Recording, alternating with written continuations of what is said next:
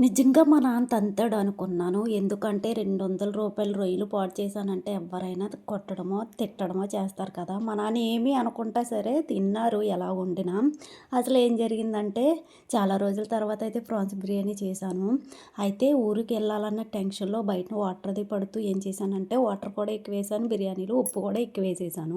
అయితే నేను తినుకుంటూ వెళ్ళిపోయాను. నాన్న కూడా తర్వాత తింటానులే అమ్మ, అక్క వాళ్ళ పిల్లలు కూడా రమ్మన్నాను. మా ముగ్గురం తింటాము. నువ్వు వెళ్ళు అనేసంటే, ఇంక నేను ఊరికది ఎక్కడికన్నా ఎళ్ళాలనుకున్నాననుకో, ఇంటి దగ్గర అన్నం కూడా తినకుండా పోతాను. అంత టెన్షన్‌లో వెళ్తాననమాట.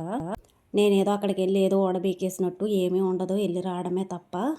అక్క వాళ్ళ పిల్లలు మమ్మీ రా, రా, రా చూడాలని ఉందంటే అక్క వాళ్ళ ఇంటికెళ్ళానమాట. ఇలా ఎళ్లి అలా అయితే వచ్చేసినా. నాన్న వచ్చేటప్పుడు ఎలమంచిలో అట్టగుడ్లయితే కొనికిరా, ఊర్లో కొనుక్కోలేకపోతున్నాం కదా! ఎక్కువ రేట్ ఉంటుందని చెప్పేసి అయితే అన్నారని చెప్పి అట్టగుడ్లయితే కొనుక్కొచ్చిన. ఎలమంచిల నుంచి ఇంటి వరకు బానే తెచ్చాను. ఇంటికొచ్చిన తర్వాత 4 గుడ్లయితే పోగొట్టినాననమాట. అయితే సాయంత్రం నేను బిర్యానీ తిందామని చెప్పేసి అయితే యేసుకుంటే ఉప్పు ముద్దగా అయిపోయిందది. "ఏటి నాన్న ఇలా ఉంది అయినా ఎలా తిన్నావు?" అంటే, "ఏం చేత్తాం ఏదోలా వండా కదా తిన్నాము. ఏదో తిన్నట్టు తింటే తిను లేదంటే వంట చెయ్యి" అని చెప్పారన్నమాట. నాకైతే నచ్చలేదు. ఈరోజు అలా జరిగింది.